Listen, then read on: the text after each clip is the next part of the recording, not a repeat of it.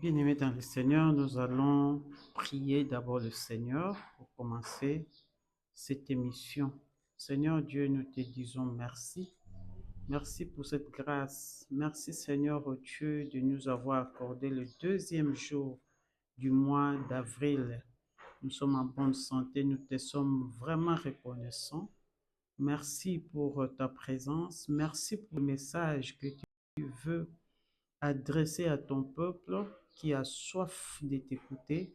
Merci pour tout ce qui va se faire en ces moments, éternel Dieu. Prends le contrôle de toutes choses et que ton Saint-Esprit nous oriente et nous conduise et que tout ce qui n'est pas de toi ne fasse pas partie de cette émission, de ces instants. Règne comme maître en ces lieux et règne dans le cœur de toute personne qui va suivre cette émission. Nous t'avons ainsi prié au nom de ton Fils Jésus. Amen. Merci, merci, merci à toutes les personnes qui nous suivent. Nous remercions, nous venons de les dire, et nous aussi Papa Michel, que Dieu le bénisse abondamment. Euh, Nous vous saluons dans le précieux nom de notre Seigneur Jésus-Christ, partout où vous êtes.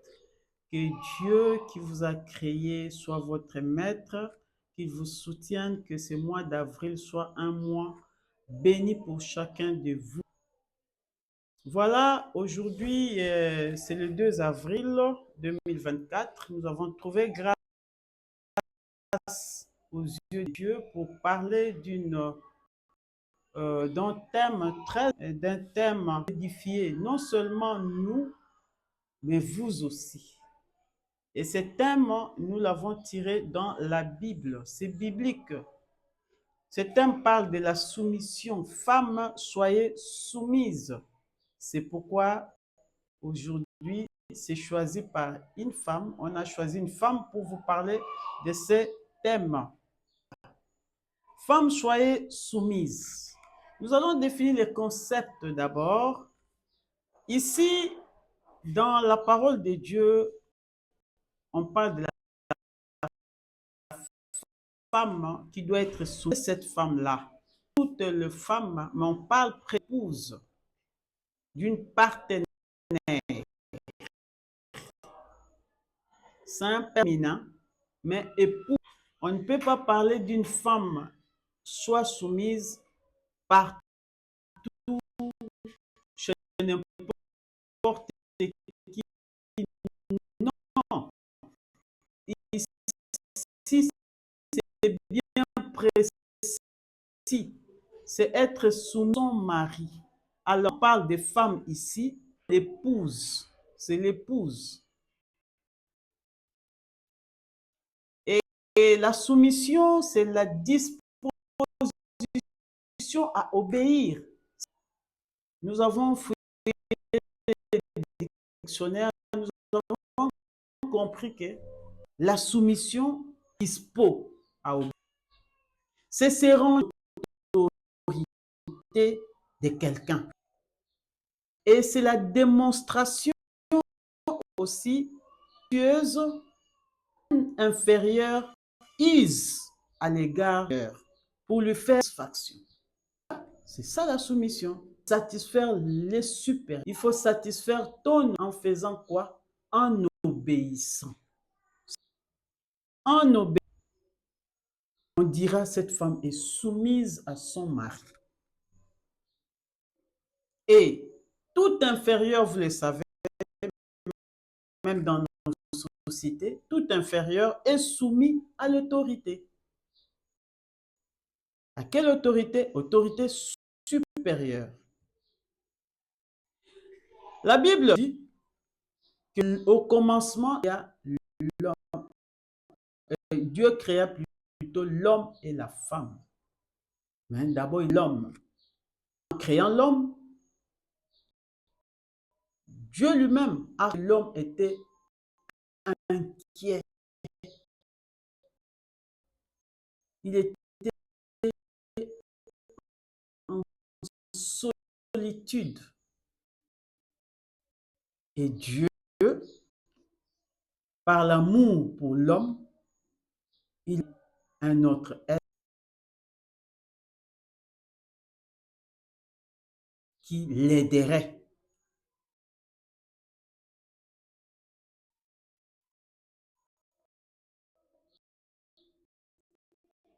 Dieu a la femme à l'homme qui est venu juste dehors. Il a été créé en lieu. Celui qui a été créé en priorité, c'est lui le bord, côte que vous connaissez, il en parle dans Genèse. On créera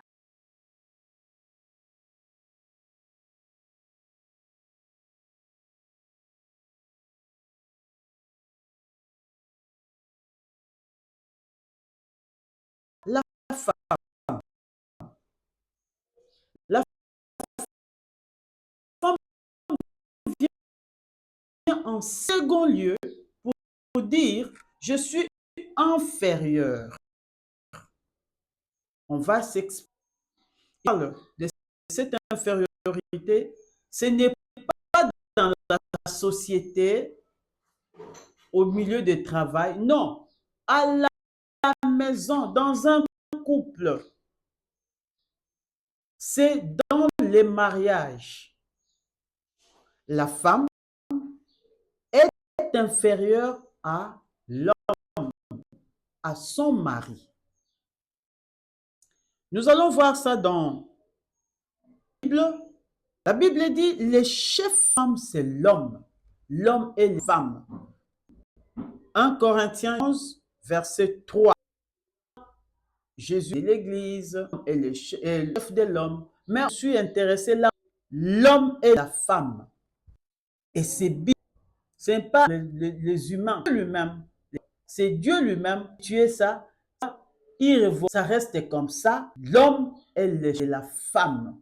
Peu importe ce que la femme peut avoir, peu importe les potentiels de la femme, peu importe les avoirs de la femme, dès que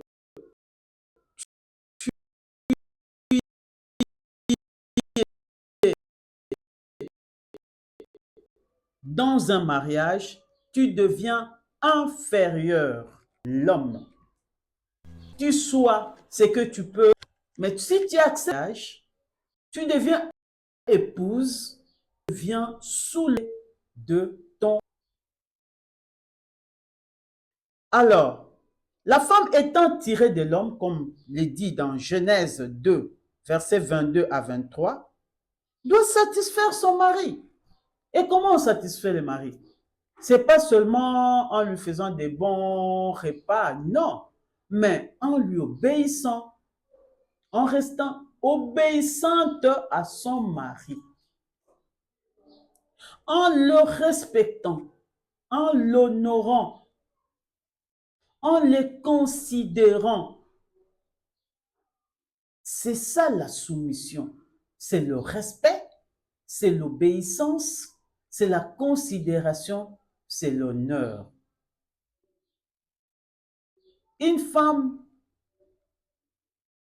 est appelée à exercer tout ça pour glorifier son Créateur d'abord. La soumission a comme synonyme la docilité. Quelqu'un de docile, quelqu'un qui écoute, quelqu'un qui accepte, quelqu'un qui comprend et qui obéit et qui s'exécute. Bien sûr, on ne dira pas que parce qu'on est femme, tu dois être soumise en mal. Non. Quand ton mari, par exemple, t'incite à faire le mal, tu l'amèneras aussi dans la Bible pour dire que ce n'est pas honorer aussi ton Dieu. Si un mari complote, qui te pousse à voler, qui te pousse à faire, je connais des couples où le mari dit à la femme, pour avoir de l'argent, va vivre, va coucher avec elle, va chercher. Est-ce que tu le feras parce que tu dois être soumise? Non. Là, la femme doit maintenant se référer à son Créateur qui n'accepte pas ces péchés-là, qui n'a jamais accepté les péchés. Mais en dehors de mauvaises voies, la femme reste soumise à son mari. L'obéissance à son mari.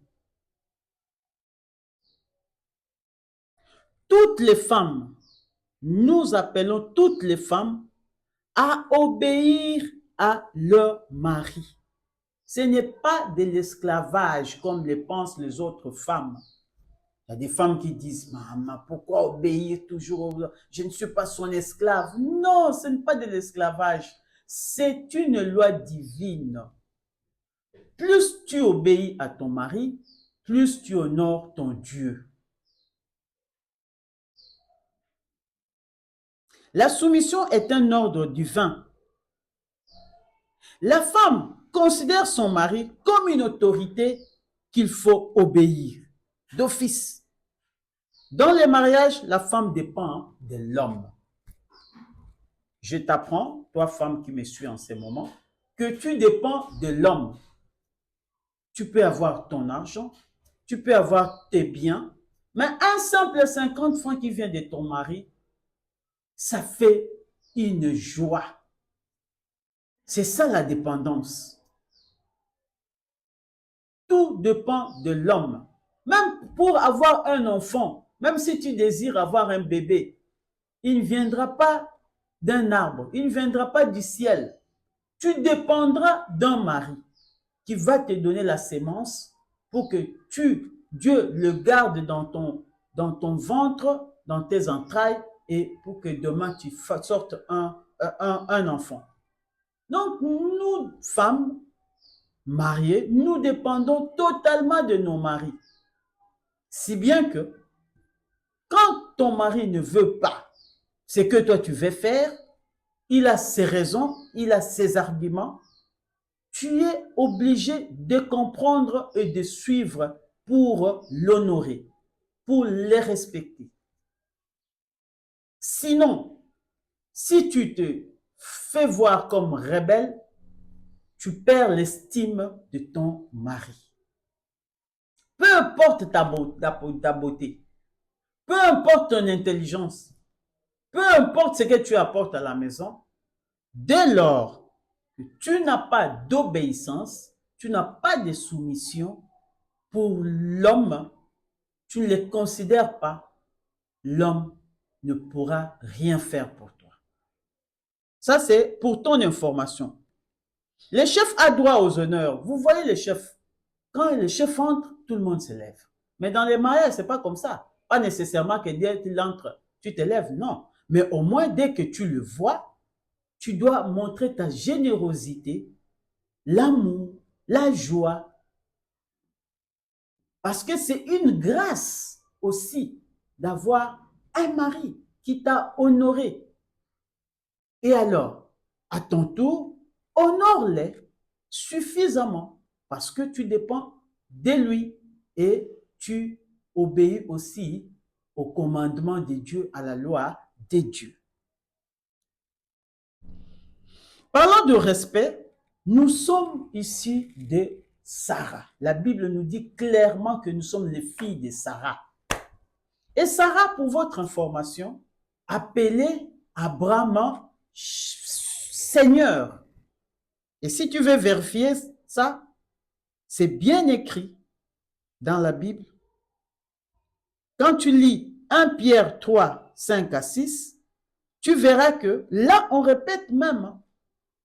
C'est passé dans l'Ancien Testament, mais dans le Nouveau Testament, on certifie, on en parle encore, que Sarah appelait Abraham Seigneur. Il reconnaissait l'autorité de son mari. Nous allons lire ça avec vous. Vous allez voir que ça ne vient pas de nous, ça ne vient pas de moi qui parle, mais ça vient de la Bible. Nous allons prendre seulement le verset 6, mais c'est dans 1 Pierre chapitre 3. Pour vous épargner, je prends seulement le verset 6. Je lis au nom de Jésus.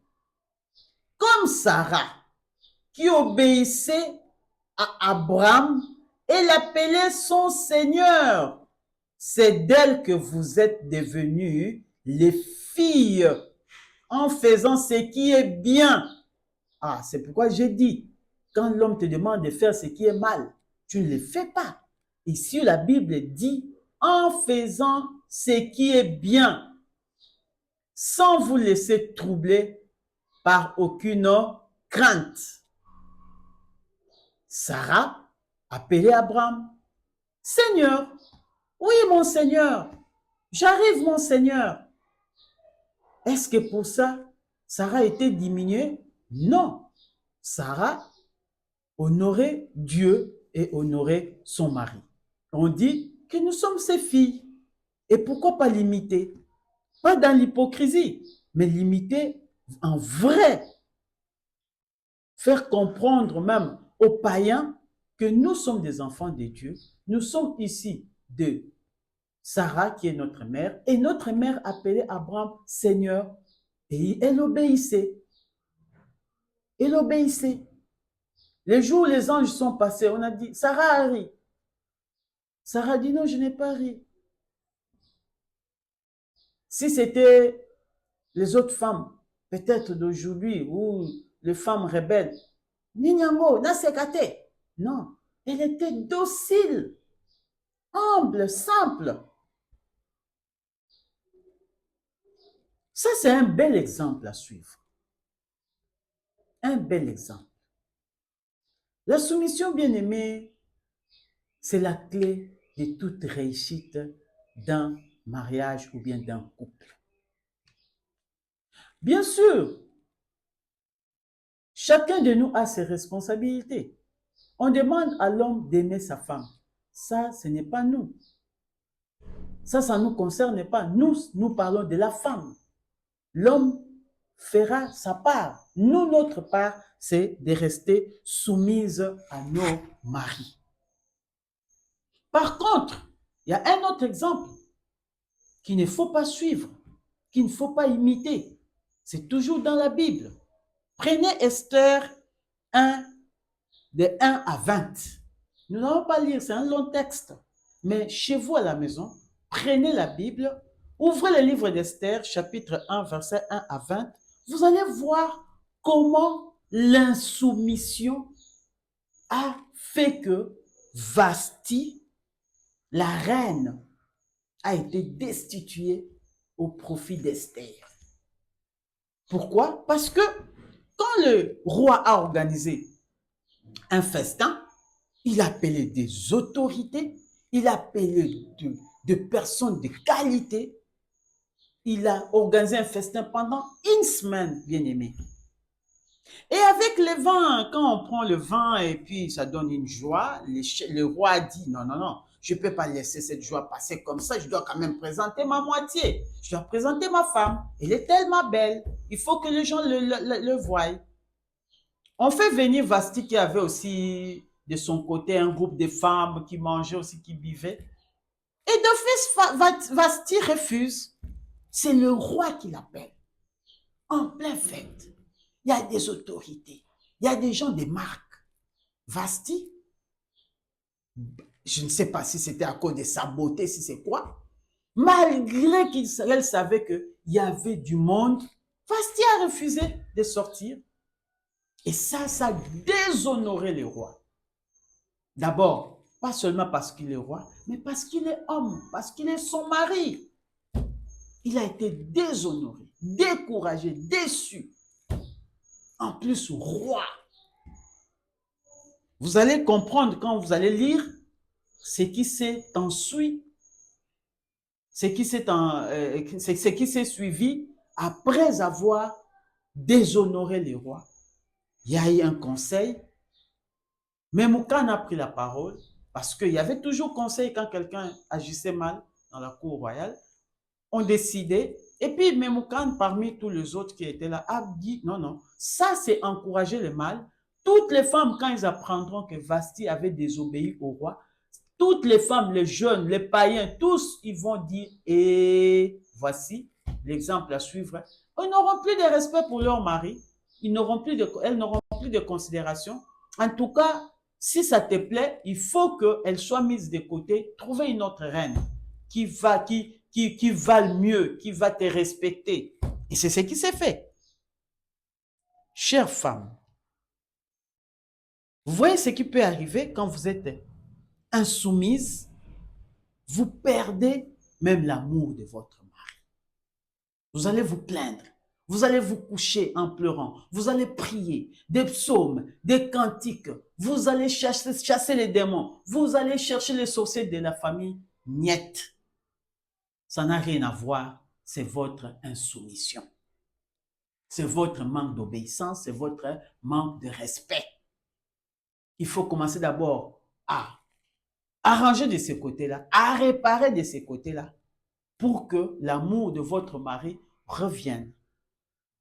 La soumission fait gagner l'estime, l'amour, la considération. Une femme soumise, c'est une gloire. C'est une gloire pour son mari et une bénédiction. Et c'est un bonheur. Parce qu'on dit qu'il trouve une femme, trouve le bonheur. Et le bonheur, on peut le trouver qu'avec une femme obéissante, une femme soumise, une femme docile. Quand c'est une femme rebelle, il n'y a pas de bonheur. Il n'y a pas de bonheur, bien-aimé. La soumission fait gagner beaucoup, beaucoup, beaucoup de choses. Arrêtons de trop prier pendant que vous savez que vous-même, vous êtes la cause de manque d'estime, de manque d'amour de la part de votre mari. Et vous vous mettez à prier, à gêner. Ça n'aura pas d'effet. Commencez par d'abord résoudre les choses les plus simples. Le mari ne veut pas ça, c'est ce que toi tu fais exactement. Le mari aime ceci et c'est ce que toi tu ne fais pas. Mais tu te mets à prier 100 jours. Ça ne marchera pas, bien-aimé. Ça ne marchera pas. Dieu, c'est un Dieu de principe. Notre Dieu, c'est un Dieu de principe. Faites votre part. Soyez soumise. L'amour suivra. L'amour ne fera que suivre. J'ai lu quelque part, un homme dit, qu'est-ce qu'il faut faire pour que la femme redevienne soumise? C'est difficile. Il faut que nous puissions apprendre ça déjà à nos jeunes filles, à nos jeunes sœurs que nous encadrons, que tout se gagne en étant docile, en étant obéissante, en étant soumise. Tout se gagne facilement, sans fétiche. On n'a pas besoin de mandona. On a besoin seulement de comprendre son mari, de l'écouter, de l'accepter et de faire sa joie, de le satisfaire. Dans un foyer où la femme est soumise, il y a d'abord la paix, la tranquillité, la joie. Beaucoup de choses ajoutées. La liste n'est pas... Pour conclure, bien-aimé, Tite, notez ça. Tite, chapitre 2, de 3 à 5. C'est là où on nous dit, nous les plus âgés, que nous puissions être des jeunes, qu'on apprenne aux jeunes leur mari, se soumettre à leur mari. Et vous allez clôturer 3 de 1, j'ai parlé tantôt, 3 de 1. Voilà, bien aimé, à dire au sujet de la soumission, qui n'est pas un esclavage, mais qui est une loi divine pour honorer ton homme, pour honorer ton mari, pour l'aimer, pour obéir, afin que toutes les bénédictions que Dieu a prévues pour un mariage, pour un couple, puissent descendre du ciel et habiter votre maison. D'abord, c'est la femme. Sois soumise, sois obéissante, sois docile. L'amour de ton mari, tu ne peux l'avoir que par cette voie-là, pas par une autre voie, par cette voie-là. Même les démons, même les esprits méchants n'auront rien à faire quand toi, tu fais ta part correctement. Oui, bien-aimés, l'émission a déjà pris fin. Nous vous remercions plutôt parce que vous avez très bien suivi, vous avez suivi avec attention, que ces messages de cet après-midi puissent vous aider à recadrer vos vies pour celles qui ne sont pas encore engagées dans la vie des couples, puissent trouver de points qui doivent comprendre que si je mets ça dès le début de mon mariage, le mariage sera bon. Et pour les femmes qui sont devenues des rebelles, nous vous prions de rentrer dans la parole de Dieu et de mettre la parole de Dieu en pratique. Vous verrez que vous aurez la paix. Que Dieu vous bénisse. Ces messages, s'il vous a aidé, si vous avez été béni, si vous avez été édifié par ces petits messages, que vous puissiez aussi partager chez les autres. Il y a des numéros, si vous voulez soutenir cette émission, il y a les numéros qui vont s'afficher là en bas. Prenez contact, soutenez l'émission afin que tout le monde soit béni à travers cette émission et que vous puissiez partager à un si grand nombre, même aux femmes que vous connaissez, qui ont perdu de l'amour pour leur mari, leurs maris ont perdu de l'amour, que l'amour revienne, que les familles soient restaurées, que les couples soient restaurés à partir du changement, à partir de la réparation que la femme va apporter dans la maison. Que Dieu vous bénisse. À nous revoir prochainement. Que Dieu soit dans votre maison, dans votre couple. Amen.